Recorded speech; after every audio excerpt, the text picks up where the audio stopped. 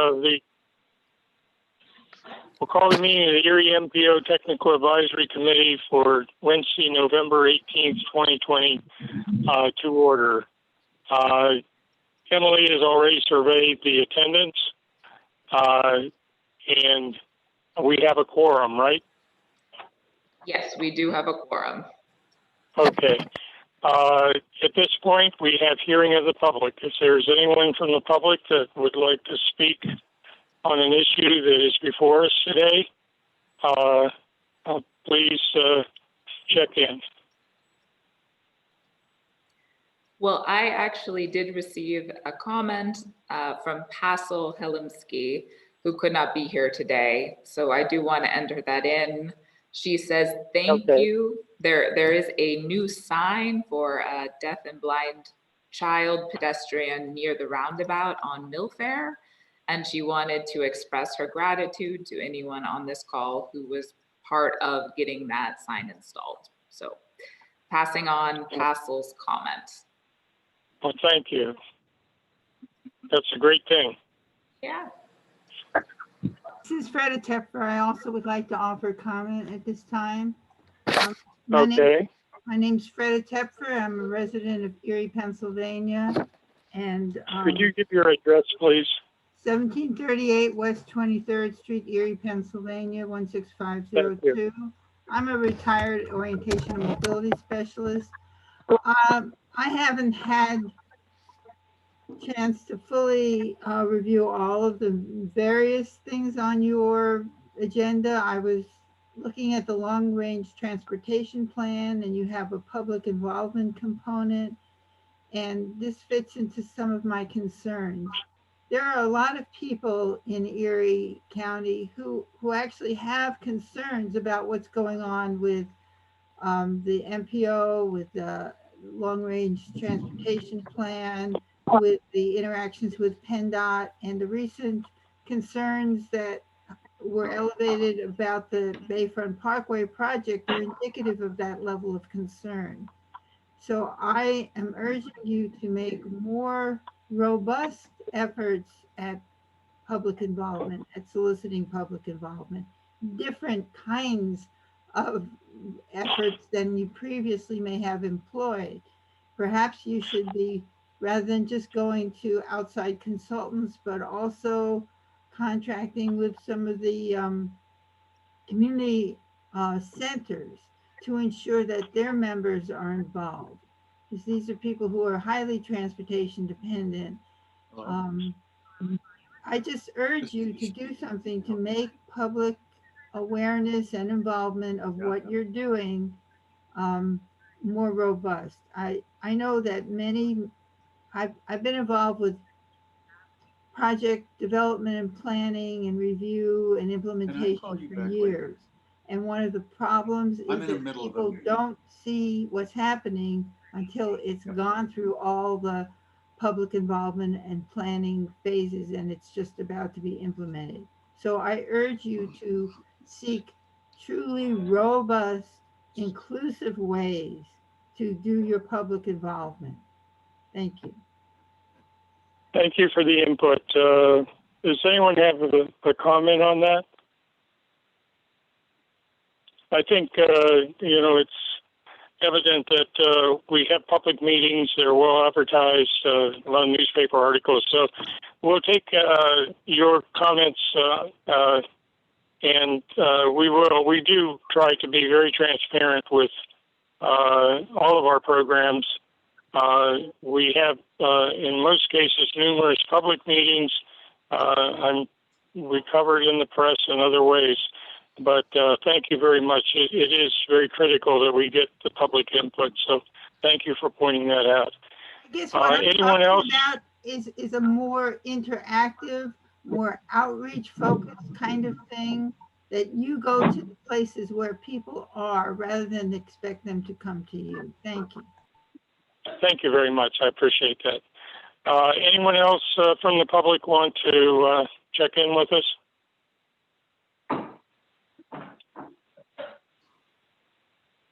And hearing no one on right now, we'll move. We have a fairly long agenda, so we'll move forward.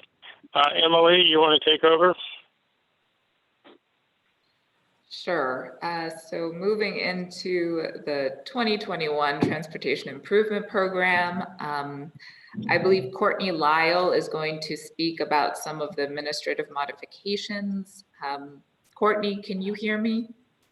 Yes, I can. Can you hear me, Emily? Yes. Okay.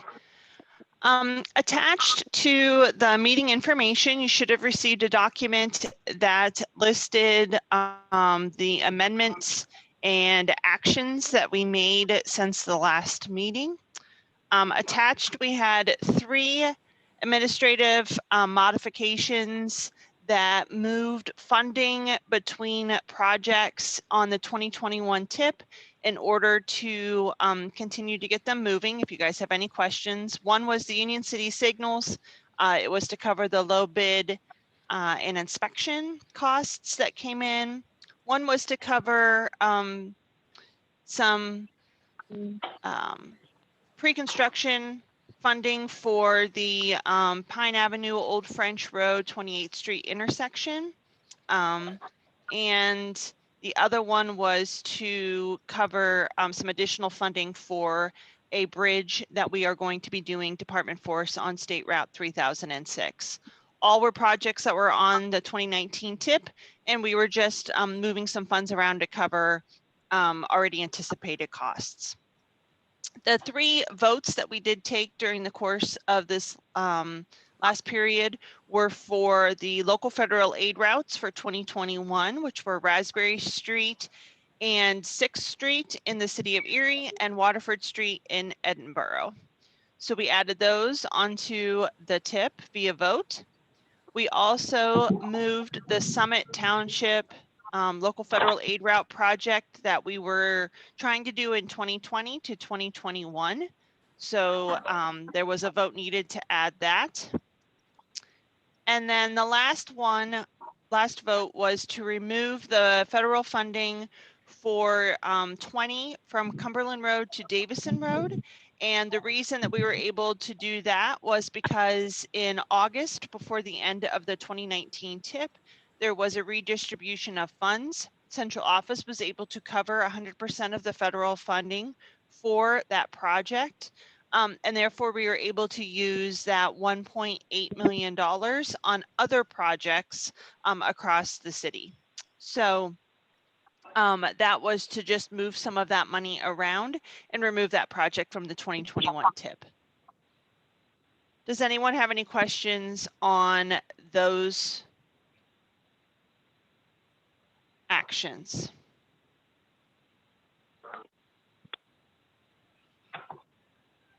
Okay. The other one, just I was going to cover for Dan. I don't know if Danny had anything on it, but we did do an amendment to add a transit grant to the TIP for Erie.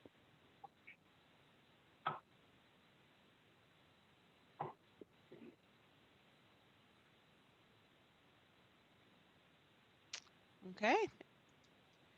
That's all I have, unless anyone has any questions, Emily.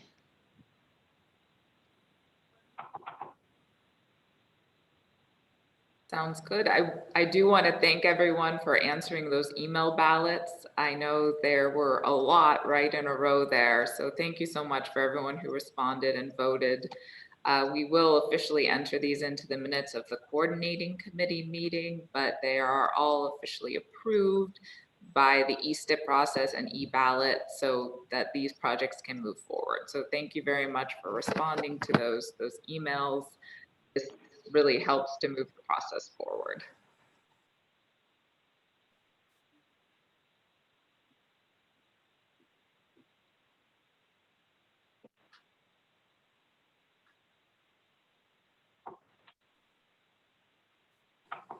Are there any other questions about the administrative actions or the amendments?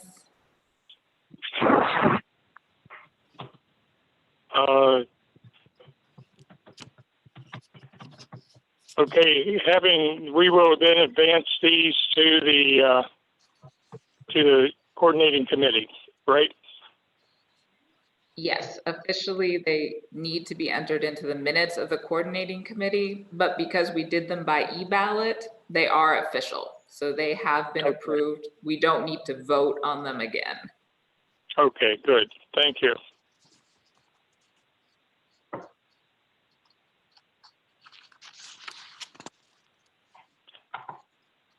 Okay, are we ready to move to item 4?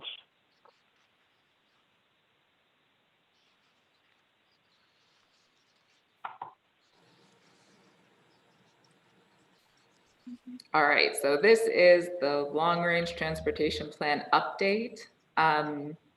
So we are currently working with an open end with WRA to complete the long-range transportation plan update. They were the same consultant that was used on the 2017 update, so they have some familiarity with this project. So this is a scope of work that WRA put together.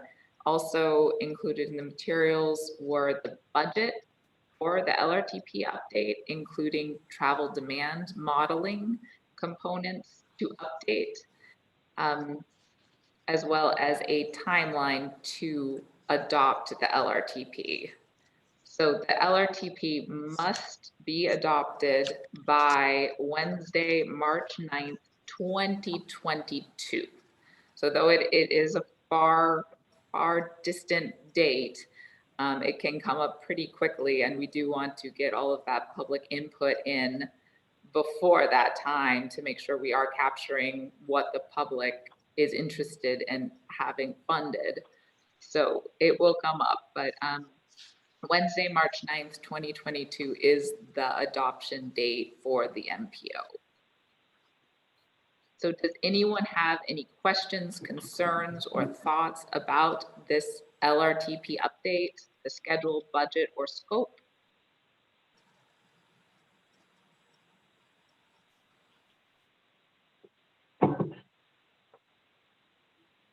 Okay, hearing none, we can move on. All right, sounds good. I should mention we did have a steering committee meeting already for the LRTP. So we did have our first steering committee on October 30th. So we're looking to talk about public input strategies with that steering committee in January. So if anyone does want to talk specifically about that topic, you are welcome to join the meeting. Just email me, let me know, give me a call. Any voting member of the MPO is welcome to be on the steering committee.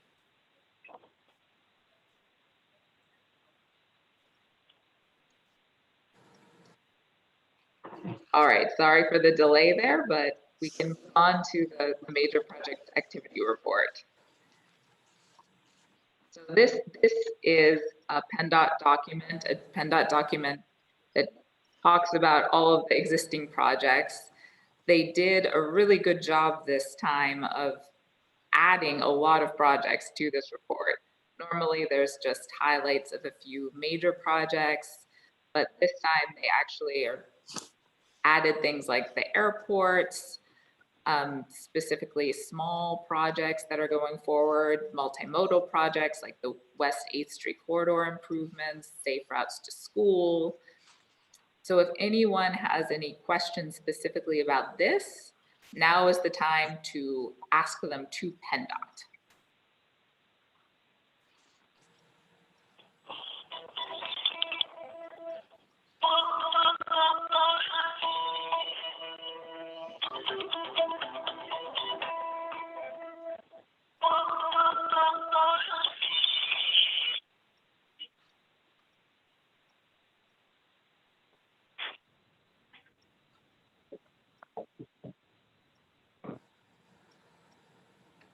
Hey, Emily, this is Tom. Good morning, everyone. Yeah, we tried a new format here. I just wanted to add that, we're looking make some modest improvements and put a lot of the different projects in here. So, take a look at it. If you have any comments, I think our email addresses are on the last page too, or at the bottom, or you can get a hold of me. Yep, they're right down at as the contacts. So if you have any questions on any of the projects and it's not in the meeting here, let me know. So that's all I wanted to say about that. Thanks, Emily. Hey, Tom, this is Tim from Harbor Creek. Yeah. And you still think, you know, a year out or so from really digging into Depot Road? Yeah, I think Okay. we're looking at next December 21 for the great. letting, but we're All right. including the work because it's delayed. From previous, we're including the work up to I-90 as well. That bad concrete section when you Concrete. come off Okay. I-90 by the truck stop. That's So that's great. going to be part of that project too. We expanded the limits so that, you know, add that extra work, slowed it down a little, but you know, the final product's going to be well worth it. Awesome. Okay. Thanks, Tom. Yeah.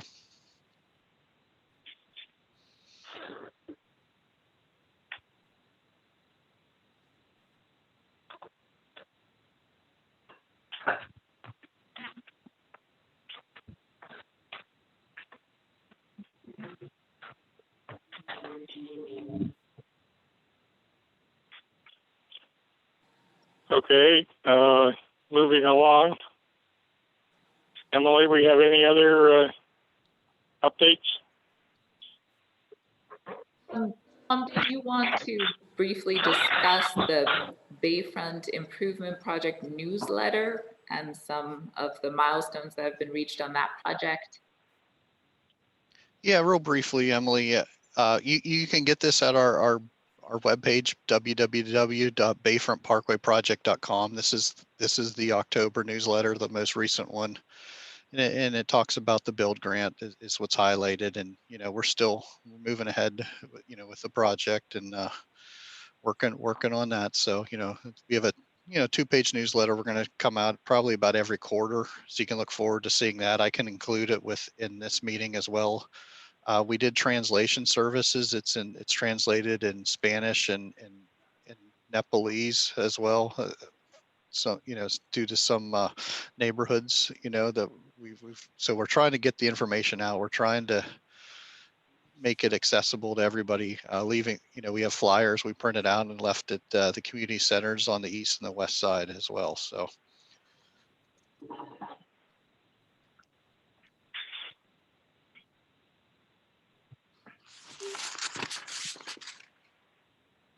Anyone have any questions for Tom?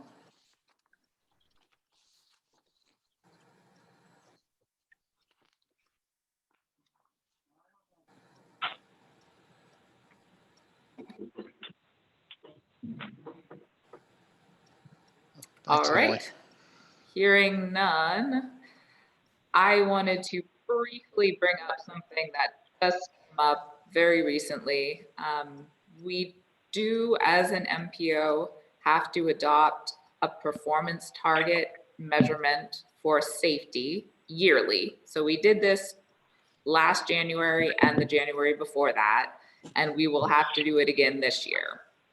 The numbers that PennDOT has supplied were just made available. So since this will come up at our next coordinating committee meeting, I just wanted to touch base with the TAC, make sure you are aware that these are the new numbers that we have and that the coordinating committee will be voting on this in December. So these are our safety targets that PennDOT has provided.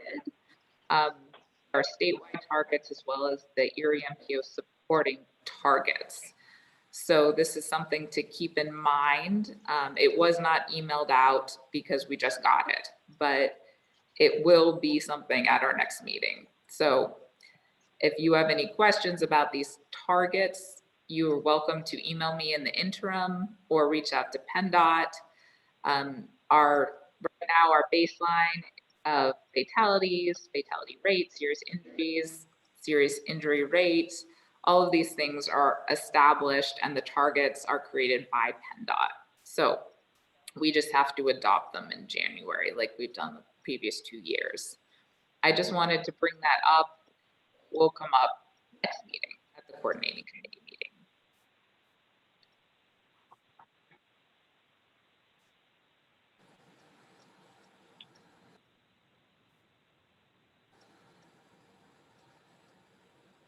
All right, and the only other business I have is actually some bad news. I did hear recently that one of our members, our previous MPO members, passed away. Bill Wittenberg from Wesleyville. passed away this month. He was a member of the MPO for Wesleyville in 2019.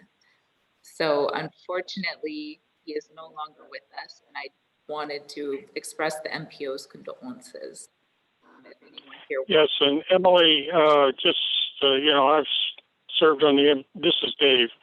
I've served on the MPO for a long, long time, and Bill's counsel and support for the MPO over the years was great, and we're going to miss him. He was a great public servant. He worked hard for his community, and we certainly appreciate the service that he gave us.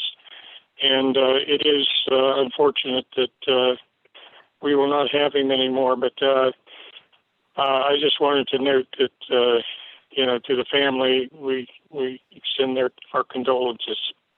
So thank you very much for getting us that information.